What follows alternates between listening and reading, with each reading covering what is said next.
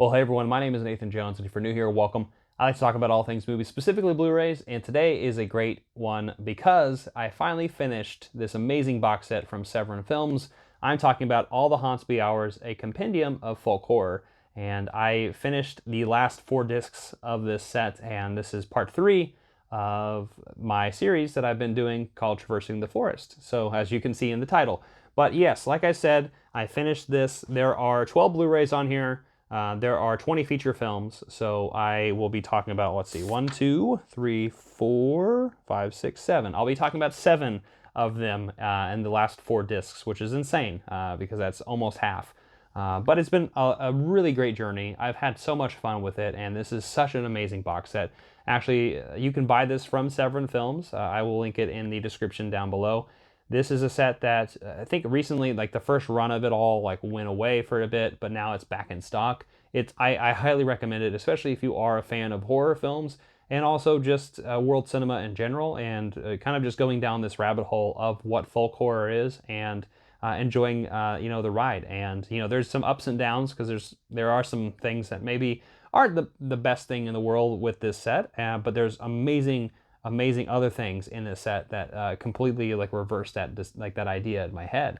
So let's talk about the last 4 discs in the set. Let's open it up real quick and talk about the next disc in the set, which is disc 9. So we talked about the first 8 discs in the first 2 videos. So disc 9 is the Canadian film Clearcut right here from 1991. This is directed by a Polish director who I hope to get his name right, but it almost looks like Richard, but it's like Ryszard Bujakowski. I don't know. I hope I'm saying it correctly, but Canadian film is a Polish director. Like I said, this is an interesting one because it is a Polish director who is making a Native American film. So Clearcut is a Native American film. Graham Greene, right here, who is one of our main characters in here. In fact, a very mean Graham Greene, for a lot of reasons in here, is one of our character as Arthur. But anyway, let me explain a little bit. So there is a lawyer who represents this Native American tribe, and they lost a battle against some construction workers and who are deforesting the area up in Canada for a logging company. And so what they do is they try to take things into their own hands, and what happens is Arthur right here kind of just takes over and takes one of the people who's ahead of the corporation and more or less tortures them in many ways. And same with our main lawyer who's on the side of the Native Americans, but really is a part of the issue as well. With colonization and also just taking of the land. Honestly, it's really the raping of the land that's happening, and that's what this folk horror film is all about. Really, is talking about that very nature of it. And this has a lot of really cool dream sequences that I really enjoy. A lot of sequences that also are very horrific. In fact, this is probably one of the most violent films in the set when it comes to just the grotesque things that happen in it, especially with Arthur and what he does to some of the characters in it. But it is certainly a very powerful message nonetheless, and is a really phenomenal film. It's actually one of my favorites in the set.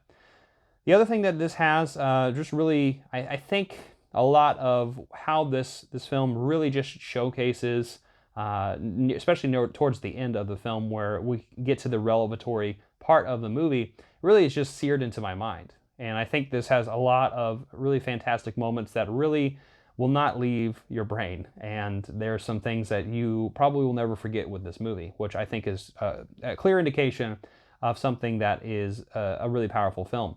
So the other thing that comes with it, this is chock full of special features. As you can see, there's a line of text underneath this one right here. Let me read here real quick. Archival video introduction by director, the Polish director. He does an introduction, which is really great. There's audio commentaries with scholar and anthropologists Shawano Chad Uran, White Earth, and archive audio interview with director and journalist Alan McInnes, so with the director and a journalist. I have not actually listened to the commentaries, nor have I listened to the interviews because they are really long and I just haven't had time to do that. But I have watched the other special features involved with this, a Dream Like Arthur's audio archive interview with Graham Greene, which I really loved. He really enjoys this film, and this is actually one of his favorites that he made, and he had a really good time with it, and talks a little bit about his time, you know, just on the project itself. There's also composing Clearcut, which is a really great rundown into the person who crafted the score for this. And I guess this one is really interesting because the way that this composer actually developed this score was apparently the director hadn't really worked with a composer before, and so he really gave him a little direction and had this really long sequences, and it was just a very interesting way for this composer, a unique challenge to get this into his film. So it really kind of dives into that, and I really like that part of it. There's also some short films in here. Short film, The Ballad of Crowfoot. It also has a commentary on there with the director, I think, and another actor as well. A short film, You Are on Indian Land, and another one called Consume. And so The Ballad of Crowfoot is from 1968 and is a really powerful one. You Are on Indian Land, which is actually from 1969. There's a Mohawk demonstration up in Canada at the US-Canadian border, really kind of just traversing old territory and a lot of old law that actually existed prior to the formation of the United States and Canada, actually. Kind of think stemming back around the French and Indian War, right? And then there is a 2017, I think, little film called Consume, which is really powerful as well and kind of terrifying. So yeah, Clearcut is a really fantastic film and one that really sticks in my mind. It's a great Canadian horror film from the early 90s and is one of the best films in the set and one that I won't forget, right? Like I said, it sears into your mind, so check it out if you haven't seen it. All right, moving right along to disc 10 right here. We're actually going to Italy right here with Il Demonio and Dark Waters. And so Il Demonio is from 1963. It's an Italian film and is directed by Brunello Rondi and is starring Dalia Lavi, who is a character who is more or less a witch in this film. She loves this person who is anyway, he's gonna marry someone else, right? Can't say words right now, but his name's Antonio, and he is offered to marry someone else, but that unrequited love happens, and really to get back at him, she curses him by tricking him into drinking her blood, which has a curse, and honestly, we just kind of follow her around as she is more or less just really dismissed by everyone in the village as a witch, and just seeing that just the descent into the antics that she is causing, but also at the same time the torment of the villagers on her. And it's just a really phenomenal film in the sense of just watching this person get degraded for so long in so many ways, and in just really creepy and also just terrible ways. So this acts of mischief and witchery towards everyone in the village. Everyone thinks she's possessed in some kind of way. It's a very psychological film, right? It honestly feels like a documentary mixed up with some kind of fiction, because it definitely feels sometimes like a drier film in the way the pacing is going and what's going on in the film itself. But so it definitely feels in that nature something that's like, well, crazy things are happening, but it's in a slowly paced out way. Right. There's actually a really great scene in here that has her kind of doing a spider walk. This is a precursor to when we would see this in The Exorcist, a type of form of that, where she is doing a demon spider walk, more or less walking backwards, contorting her body.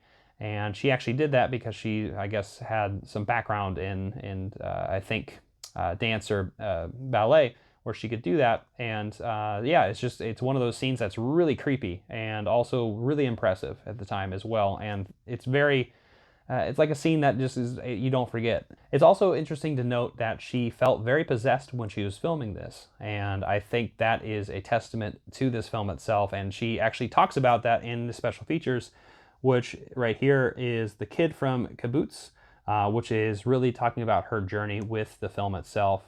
And I think it's a really, really great special feature that's added to this because she just really loves this film. And she was a Bond girl. So she's been in a lot of other films too.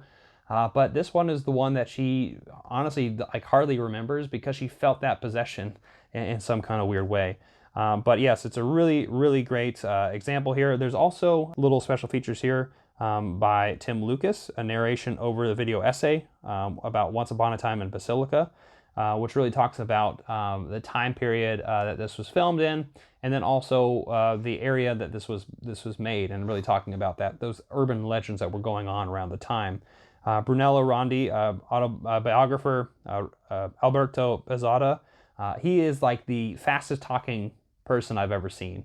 And it's just kind of insane to me. Like, you have to like read super, super fast when you're reading the subtitles, because he's an Italian through and through, and he's just reading just his words word for word is just going by at light speed, and he's just recounting all this information. He just knows so much about him, and it's just kind of overwhelming, to be honest. But really, really great special feature, a really great movie. I really enjoyed Il Demino, and I think you would enjoy it as well. All right, now we're going to shift gears to 1993 to Dark Waters, right here on the second movie on disc 10. And this is from Mariano Baiano. In English, it is shot in Ukraine, actually, but it is an Italian film.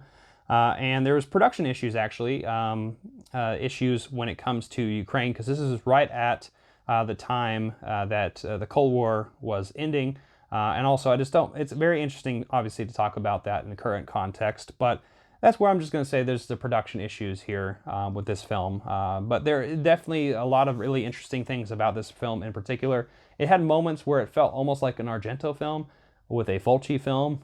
There's just a lot of bright red going on in this one. You can see some rain and a lot of bright colors and a lot of really gross things that you would think you'd expect in like a Fulci film. But yeah, this is starring Elizabeth, who is Louise Salter, who is our main character. She's going to an island to kind of figure out her disappearance of her father's death, and the reason why they are secretly kind of paying secret money, hush money, to a monastery on this little island, and why this is all happening, and why are we still paying this, and trying to figure out the bottom of it. And her friend goes before her, and she kind of disappears near the beginning of the film, and you see that cult that is popping up on Dark Waters.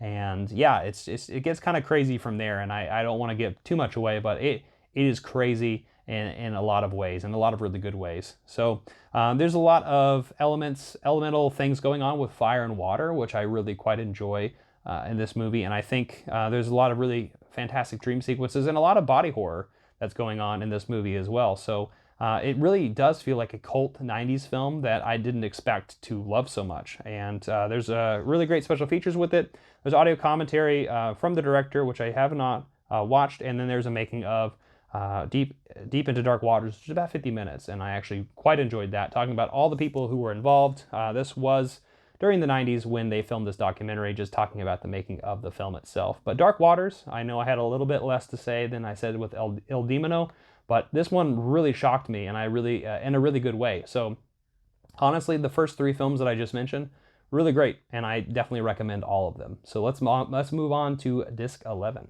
Now we're going to move on to England, which is the last four films in the box set. Now we're talking about disc 11 and the, I guess, newest film in the collection from 2013. It is A Field in England, right here. You can see Ben Wheatley's Field in England.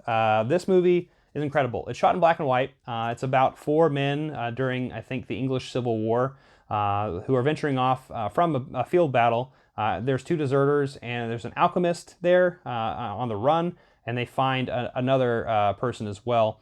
And what they do is they accidentally take mushrooms. Well, one of them cooks it, and then they start tripping a little bit. But it really is a crazy story that is a little hard to follow the first time around, I will say, watching it. But this alchemist is just trying to get out of the situation. But what happens is they actually run into a rival alchemist who kind of takes over the group, and lots of tensions are coming to a head, and they actually start going a little bit more mad. And this whole movie is mad. It honestly is a gorgeous feast when it comes to the visuals, and also the acting is really great as well. But like I said, the narration is kind of all over the place, at least the first time I watched it. After I watched some of the special features, it all started getting more clear to me what this movie was kind of telling and what it was kind of about, which even Ben Wheatley himself really didn't necessarily know everything he wanted when he was making this movie, and he actually even says that in these special features, which is really great.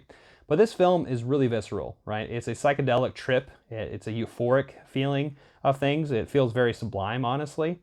And it honestly feels very experimental too. There's moments in this film where the images are just playing all over the place. I mean, something I could think of that would come out a little bit later, obviously, is, you know, that movie right there, Midsommar. I can't think of another movie that would trip you out as much like that. But obviously, things like Jodorowsky and his past films, which I haven't seen, I've just seen snippets of, but these are these drug-fueled things going on, that kaleidoscopic kind of views and camera trickery that would work really, really well. And there's actually a lot of really, really creative moments in this film. And I feel like I'm really just tripping on my words, if you will.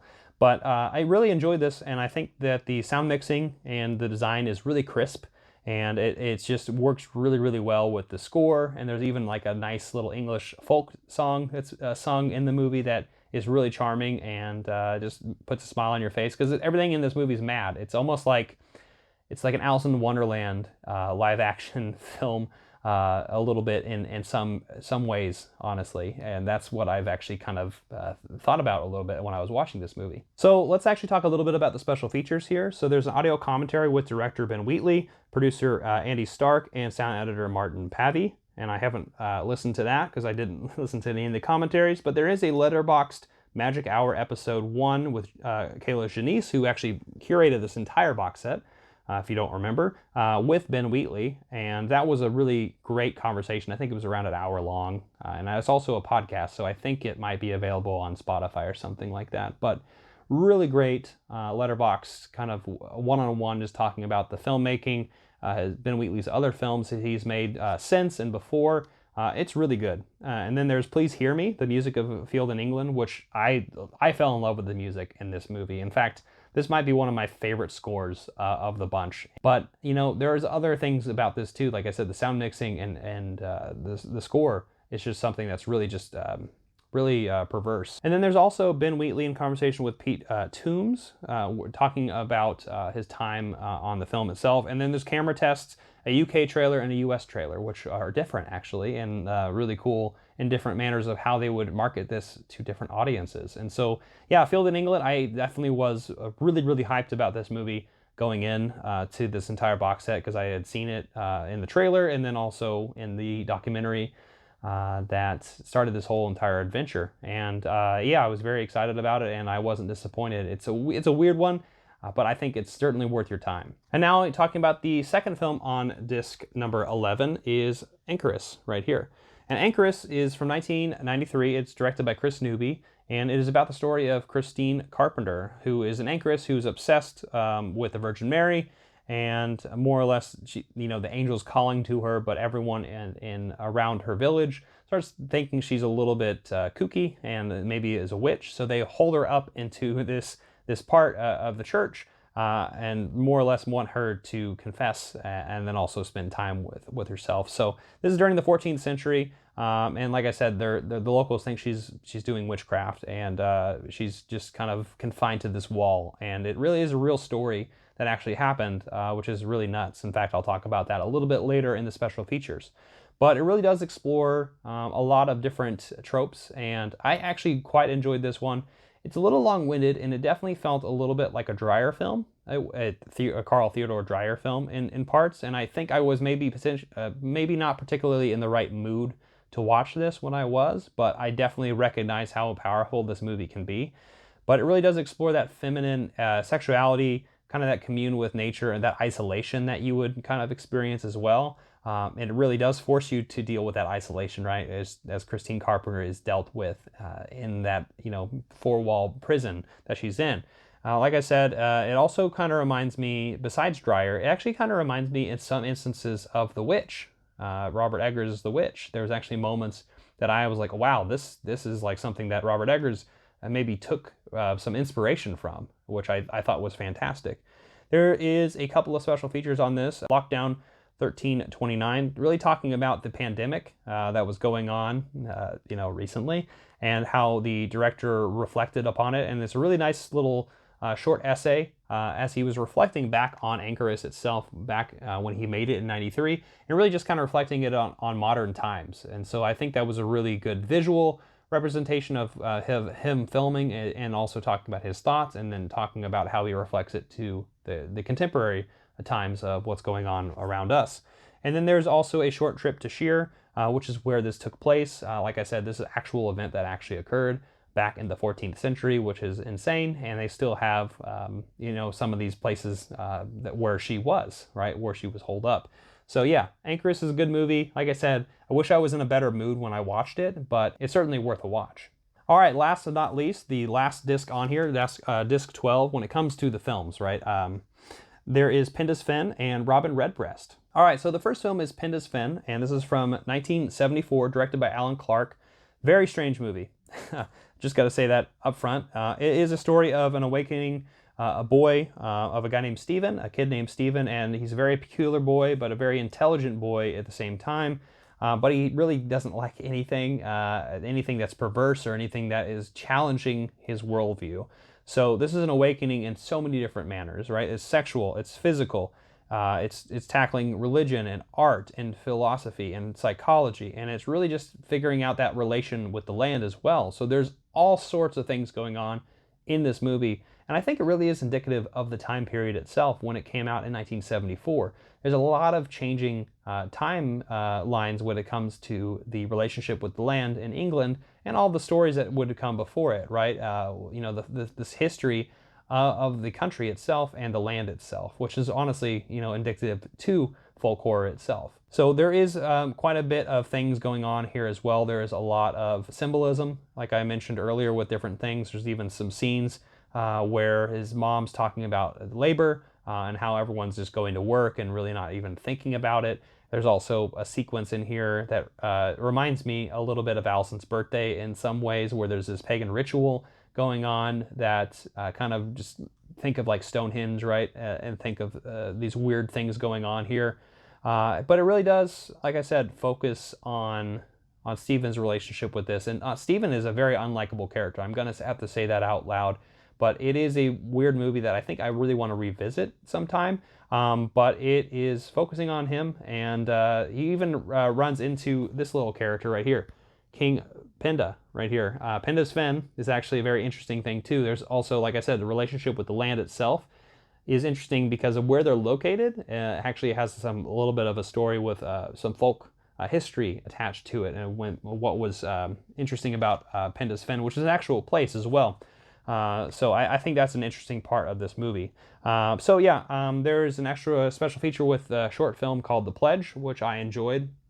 There's also audio commentary by James Machen and Matthew Harrell, which I have not seen or listened to. And there's also the Penda's Fen sourcebook, which is Landscape of Feelings, The Road to Penda's Fen, which is with the director talking about the conception of this film, and the ideas that would come across from it, and why it's so important to folk horror and also to the people of England. So Alan Clark really made a really interesting film, and it definitely was ahead of its time. So that is Penda's Fen. And last but not least is a 1970 film, Robin Redbreast, right here. So Robin Redbreast is directed by James McTargett. It's from the UK. It is actually a BBC Play for Today TV program that existed. In fact, this is a black and white version of it. It was in color back in the day when it was aired, but BBC, I guess, notoriously kind of runs over and records over their old color versions, and so luckily there is this black and white version that exists for Robin Redbreast. But it is known, I guess, as a precursor to The Wicker Man, because it came out a few years prior to, right?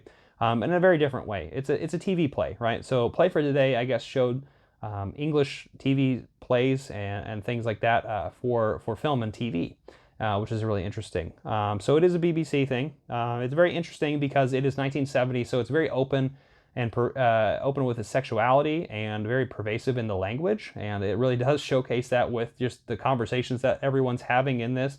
But it is about this woman who moves into this English town with her grandmother, and she is realizing how weird everyone else is in this film and the villagers itself, and very secretive and very nosy as well.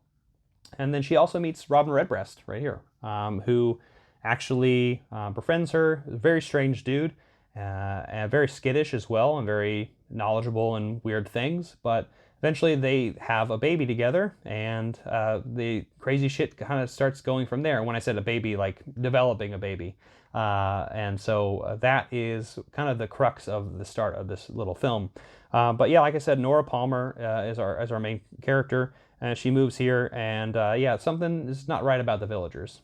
So anyway, this is a really fun film, but also like a TV play. So it really is dialogue heavy, and really you have to kind of focus on what the characters are doing, what they're saying, and there's some pretty crazy things going on in this movie.